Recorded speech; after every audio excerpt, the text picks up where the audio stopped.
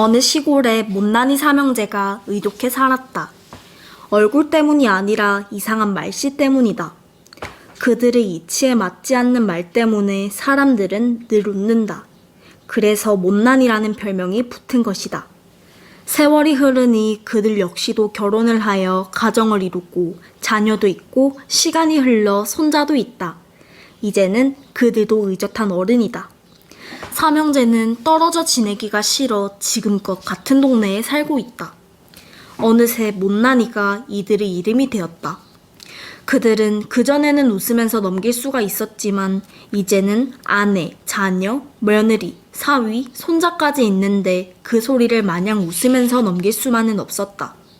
그래서 그들은 못난이라는 소리를 더 이상 듣지 않기 위해 얘기를 나눈다. 우리가 못난이라는 소리를 지금껏 들었던 것은 상대가 말할 때 듣고만 있었기 때문이다. 라고 결론을 내리고 지금부터 상대가 말하면 멍청하게 가만히 있지 말고 적절한 말로써 대응하기로. 그리고 한 달에 한 번 모여 결과를 놓고 얘기를 나누자고 하였다. 이번 기회에 못난이 형제라는 꼬리표를 확실하게 떼어내자고 결의를 굳게 하고 헤어졌다. 한 달 후 결과에 대해 얘기를 나누는 모임에 삼형제가 왔다. 우리가 어떻게 했기에 동네 사람들은 그전보다 우리를 향해 못난이는 역시 못난이야 라며 비웃는 목소리를 높인다는 것이다. 큰형부터 순차적으로 이야기를 했다. 아들이 어떤 얘기를 하기에 묵살을 내버리고 이겼다고 자랑삼아 동네 사람들에게 얘기를 했다는 것이다. 형제들이 듣고 보니 큰형이 아들에게 이긴 것이 분명하다. 큰형은 아들에게 이겼으니 문제가 없다. 둘째는 손자가 말 같지 않은 말을 하기에 소리를 질러 자신이 이겼다는 것이다. 손자한테 이기는 할아버지가 별로 없는데 대단하다 싶어 마을 사람들에게 내가 이런 사람이다 라고 얘기를 했다는 것이다. 물론 이번에도 하자가 없다. 이기기 어려운 상대를 이겼으니 오히려 박수를 보내고 싶다. 막내 차례가 왔다.